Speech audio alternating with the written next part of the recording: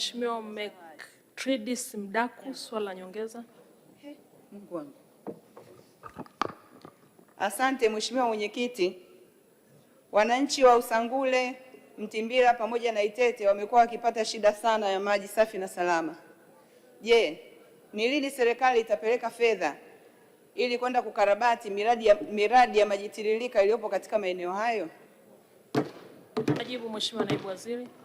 Mheshimiwa Mwenyekiti, napenda kujibu swali la nyongeza la Mheshimiwa mbunge wa Malinyi kama ifuatavyo. Mheshimiwa Mwenyekiti, nimpongeze sana dadangu. Kwanza ni mjumbe wa kamati ya maji na mazingira ambapo mchango wake tunaendelea kuutumia, lakini pia ameendelea kuhakikisha kwamba anatoa ushirikiano kwa kufuatilia miradi inayoendelea ndani ya jimbo lake na kutoa taarifa kwa wizara ili tuweze kuchukua hatua stahiki. Nimtoe hofu kwa maelekezo ya sera yetu ya maji ili kuhakikisha mwananchi anaendelea kupata huduma ya maji safi na salama ndani ya makazi yake, ni kuhakikisha tunaendelea kukarabati miradi yote ambayo imekuwa na changamoto ya utoaji wa huduma, lakini pale ambapo tunabaini kwamba ukarabati hautotosha, tutaendelea kujenga miradi mingine ya maji ili wananchi wa maeneo husika waendelee kupata huduma ya maji safi na salama na endelevu ndani ya makazi yao. Asante sana Mheshimiwa Mwenyekiti.